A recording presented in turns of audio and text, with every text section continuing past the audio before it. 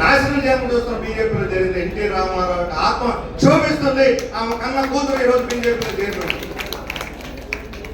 ఏం చేస్తున్నట్ట బీజేపీలో? నాకు అరుణ్ చెప్పాడు, అరుణ మధున చెప్పారు. వాళ్ళందరూ మీటింగ్ అయ్యి ఈ నగరంలో ఎన్ని మసీదులను లెక్కేశారట కోరగొట్టడానికి. అదే నాకు గెలిపిస్తే మసీదులు కోరగొట్టడం, దేవుడు గుళ్ళు కోరగొట్టడం, చర్చిలు కోరగొట్టడం, ఇదేనా రాజకీయం? 2014 అభివృద్ధి గాలి కొట్టుకుపోయింది. 2019 ఉగ్రవాదం అని గాలి పులవామని అడ్డం పెట్టుకొని ప్రజల్లో భావోద్రేకాలు సృష్టించి ఆరోగ్యించారు బీజేపీ. అది గాలి కొట్టుకుపోయింది. ఈరోజు ఉగ్రవాదం తాండవిస్తా ఉంది. జమ్మూ కాశ్మీర్లో చిన్న పుట్టిన పిల్లవాడే తుపాకీ పట్టిన నేను దాడులు చేస్తానన్నాడు. ఈరోజు కాశ్మీర్లో పరిస్థితి అది 370 ఎత్తేసిన తర్వాత ఇప్పుడు ఆ రెండు పనికిరావు. ఇప్పుడు ఏమైంది? ఇప్పుడు రామ మందిరం రామరాజ్యం అంట. ఏం రామరాజ్యం తెచ్చేది? గాంధీ రామరాజ్యం అనేది కుల మతాలు లేనటువంటి, వివక్షత లేనటువంటి, అందరూ సమానమే, ప్రభు ప్రజల్ని కన్నబిడ్డల్లాగా చూసుకునేటువంటి రామరాజ్యం గాంధీ కలగన రామరాజ్యం. ఈ మతోన్మాద తుపాకీ తోటలకు బలైపోయి ప్రాణాలు అర్పించినటువంటి త్యాగమూర్తి గాంధీ. దేశ సామరస్యం కోసం, ఐక్యత కోసం ప్రాణాలు అర్పించినటువంటి వాడు గాంధీ. ఆయన రామరాజ్యం వేరు. ఆయన ప్రజల కోసం రామరాజ్యం కోరాడు. వీళ్ళ రామరాజ్యం ఏంటి? మళ్ళా కుల అంతస్తులు, మనువాద ధర్మాన్ని ఆచరించి కుల అసమానతల్ని మళ్ళా పునరుద్ధరించేటువంటి 3000 కాలాన్ని తిరోగమింపజేసి దేశాన్ని వెనక్కి నడిపించేటువంటి రామరాజ్యం. ఎందుకు రాముడు అంటే గొప్పవాడు? మనకు మనకి ఆయన తెలుసు. మన రాముడు చంపాడు కదా, మన శంభూకుడిని రాముడు చంపాడు. తర్వాత అడిగారు ఆయన్ని, ఆ తమ్ముడు అడిగాడు, అన్న ఎందుకు శంభూకుడిని చంపామన్నాడు. నాకేం తెలుసు, గురువు గారు చంపాను, నేను చంపాను అంటే గురువు గారు చెప్తాడు, నేను చెయ్యాడు. ఇప్పుడు ఆ గురువులు తమ రాజ్యం కావాలనుకుంటున్నారు. ఈ మధ్య టీవీలో ఒక స్వామీజీ బీజేపీలో చేరాడట, తెలుగు స్వామీజీ. ఆయన బీజేపీలో చేరి ఇంటర్వ్యూ ఇచ్చాడు.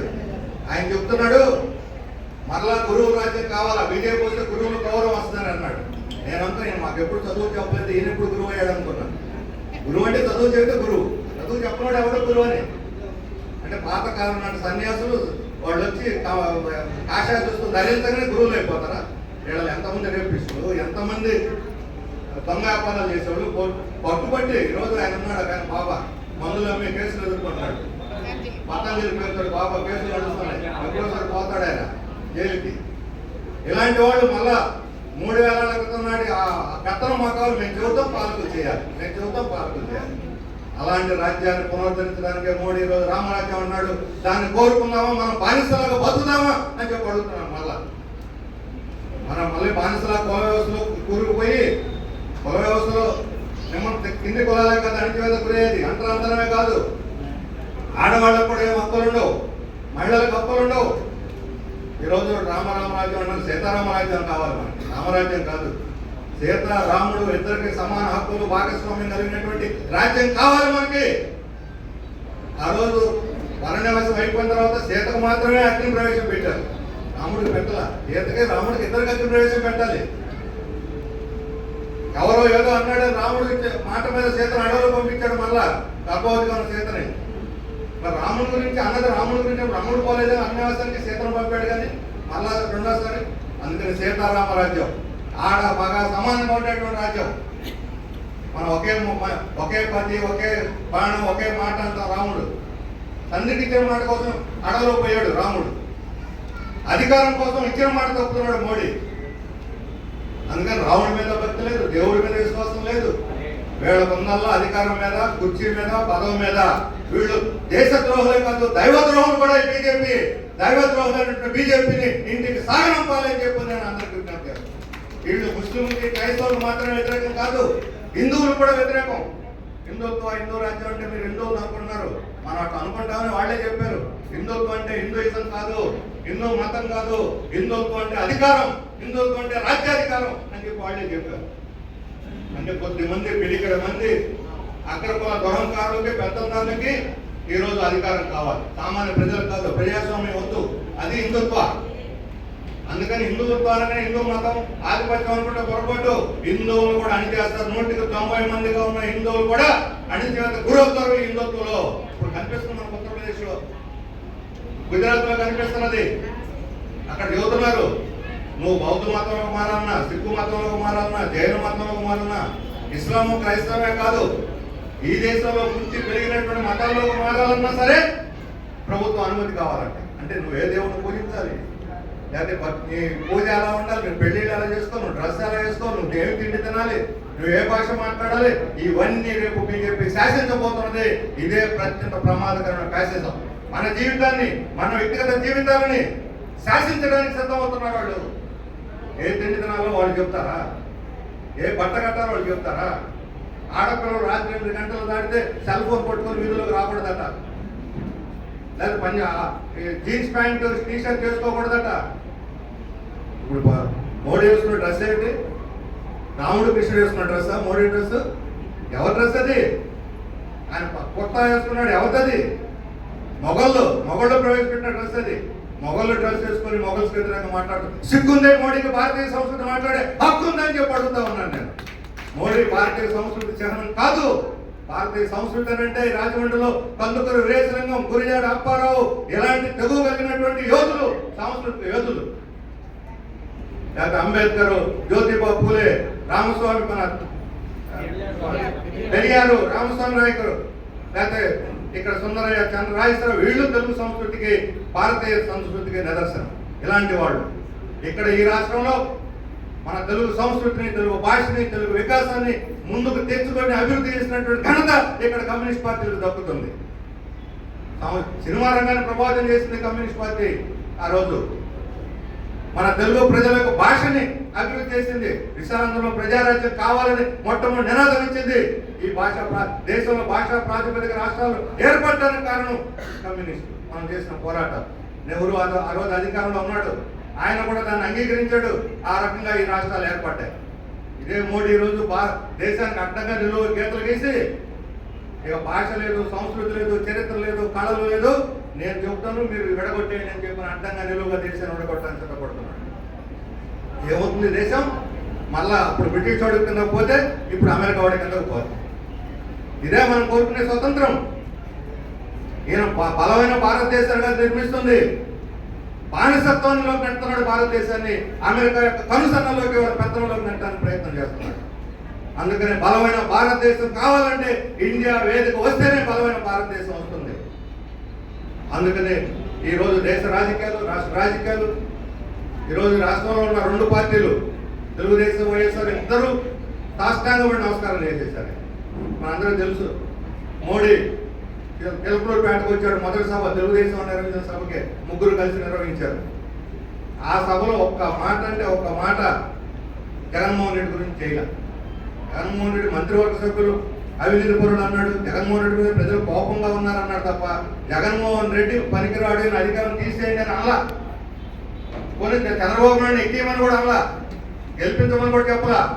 వీళ్ళిద్దరు మద్దతు ఆయనకు కావాలి, ఇద్దరు సపోర్ట్ కావాలి. రేపు పొద్దున ఎన్నికలు అయిపోయినా తన్నుకు సావడం ఇష్టం, రాడ్ వేసుకోండి, రప్పలు వేసుకోండి, గాయాలు చేసుకుంటూ టచ్ చేస్తామని బతికితే బతకండి, ఢిల్లీకి వచ్చి మాత్రం నాకు మద్దతు ఇవ్వండి, అది అని చెప్పింది. ఇద్దరు సిద్ధంగా ఉన్నారు. ఢిల్లీ ఎవరు ఓటేసినా బీజేపీ ఓటేసినట్టే.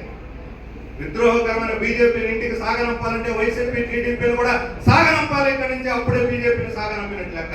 ఈ రాష్ట్రంలో 0.8% ఉన్న బీజేపీ బొమ్మలు ఎలా అవుతుంది?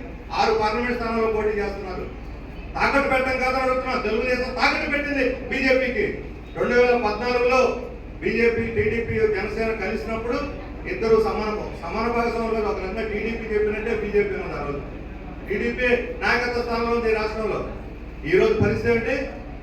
0.8% ఉన్న బీజేపీకి 42% ఉన్న తెలుగుదేశం శాస్త్రాన్ని పడిపోయింది. రేపు వాళ్ళు అన్నారు ఏమైనా సరే రాక్షస పాలన పోవాలి, జగన్మోహన్ రెడ్డి ఓడించాలి, అదే ఏకైక లక్ష్యం అన్నారు.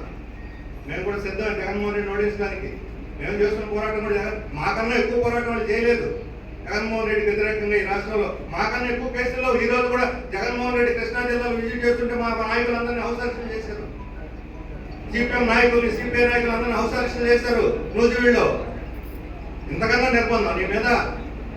కానీ రేపు పొద్దున ఓడిస్తే వచ్చి చంద్రబాబు నాయుడు గెలిస్తే పరిస్థితి ఏంటి? 2014 లాగా చంద్రబాబు నాయుడు పరిపాలన చేయలేడు. ఢిల్లీ నుంచి మోడీ రాష్ట్రం నడుపుతాడు, మోడీ చేతిలో కీలుబొమ్మగా మారిపోతాడు. తెలుగుదేశం కూడా ఉండదు, అడ్రస్ ఉండదని చెప్పగలుగుతున్నాను. అందుకే తెలుగుదేశం కూడా భయపడుతున్నారు.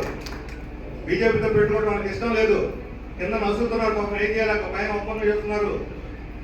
వైసీపీ జగన్మోహన్ రెడ్డి చంద్రబాబు నాయుడు ఏం కోరుకున్నారంటే మేము జైలు పోకుండా బెయిల్ మీద ఉన్నంతకాలం మోడీకి మొక్కుంటామని చెప్పి చెబుతున్నారు. వాళ్ళ దేవుడు మోడీని. వీళ్ళు రాష్ట్రం బాగుపడాలని కాదు, అభివృద్ధి కావాలని కాదు, జైలు పోకూడదు, బెయిల్ మీద ఉండాలి. రక్షణ బెయిల్ మీద ఉండే ముఖ్యమంత్రులు రాష్ట్రాన్ని అభివృద్ధి చేస్తారా? మోడీ దయతోటి పోరాడాలి. చేత అయితే కేజ్రీవాల్ పోరాడు, జైలు మీద పోయి కూర్చుంటే దేశం కోసం రాష్ట్రం కోసం అని. బెయిల్ కోసం పోయి అమిత్ షా కాళ్ళ మీద పడిపోయి వచ్చి ఈరోజు పొద్దు నేను పరిపాలన సజావుగా సాగిస్తాడా? గెలిస్తే ఢిల్లీ నుంచి అమిత్ షా పరిపాలన చేస్తాడు, ఓడిపోయి తెలుగుదేశం మొత్తం బీజేపీలో కలిసిపోతుంది. కాబట్టి ఎన్నికల తర్వాత తెలుగుదేశం ఉనికే ప్రశాంతంగా అవుతుంది. తెలుగుదేశాన్ని ఓటేసి వృధా దండగా మరి ఒక ఓటు వాళ్ళకి వేయడం, బీజేపీకి వేసిన వృధా. అందుకని బీజేపీ తెలుగుదేశం జనసేన ఇంటికి పంపించాల్సింది. ఆయన అన్నాడు నేను కాబోయే ముఖ్యమంత్రి. పవన్ కళ్యాణ్ గారు ముఖ్యమంత్రి 21 సీట్లతో ఆయన ముఖ్యమంత్రి అయితే 16 సీట్లతో మేము కూడా ముఖ్యమంత్రులు అవుతాం. రామకృష్ణ మేము మాత్రం ఆయన 21 సీట్లు అయితే మేము మాత్రం 16 సీట్లు అవ్వలేమా? లేకపోతే 150 సీట్లు చేసినటువంటి రుద్రరాజు ముఖ్యమంత్రి కాలేడా? 2 రోజులు తిరుగుతాడు, 4 రోజులు జ్వరం వచ్చినాడు పరారు. ఎన్నికల పోరాటంలో 2 రోజులు తిరిగి 4 రోజులు పరారైనాడు. రేపు రాష్ట్రాన్ని అవతరిస్తాడని. హైదరాబాద్లో మకాం, ఆంధ్రలో రాజకీయాలు. ఇది ఎలాంటి పరిస్థితి? ఎలాంటి వాళ్ళు రాష్ట్రాన్ని ఉద్ధరించలేరు. కాకేజీ రాళ్ళు కాదు మాకు కావాల్సింది. ఆంధ్రప్రదేశ్ అభివృద్ధి చేసే ప్రణాళిక ఉన్నటువంటి పోరాడే మనగాళ్ళు కావాలి. ప్రజల కోసం పోరాడేటువంటి సత్తా కమ్యూనిస్టులకి, కాంగ్రెస్ పార్టీకి ఉన్నది, ఇండియా వేరే పార్టీలకు ఉన్నది. అలాంటి పోరాడే యోధుల్ని అసెంబ్లీకి, పార్లమెంట్కి పంపించి గెలిపించాలని మరొకసారి నేను మీ అందరూ కూడా విజ్ఞప్తి చేస్తూ, ఈరోజు మన ముందున్న రుద్రరాజు గారిని, ఈ అసెంబ్లీ అలాగే ఈ రాజమండ్రి పట్టణంలో 13 రోజులుగా సమ్మె చేస్తున్నటువంటి రాజమండ్రి పేపర్ మిల్ కార్మికులకి ఈ సభ తరఫున మేము సంపూర్ణమైనటువంటి సంఘీభావం ప్రకటిస్తున్నాం. ప్రభుత్వం వెంటనే చర్యలు తీసుకుని యాజమాన్యాన్ని కింద కర్త విరుద్ధంగా వ్యవహరిస్తున్నది. యాజమాన్యం అహంకారంతో వ్యవహరిస్తుంది. అలాంటి వాళ్ళు జుట్టుపట్టి లాగి మెడపట్టి గుంజి కింద కూర్చోబెట్టి ఈ ఒప్పందం చేసి కార్మికులను ఆదుకోవాలని చెప్పి మేము జిల్లా యంత్రాంగానికి కూడా విజ్ఞప్తి చేస్తున్నాను.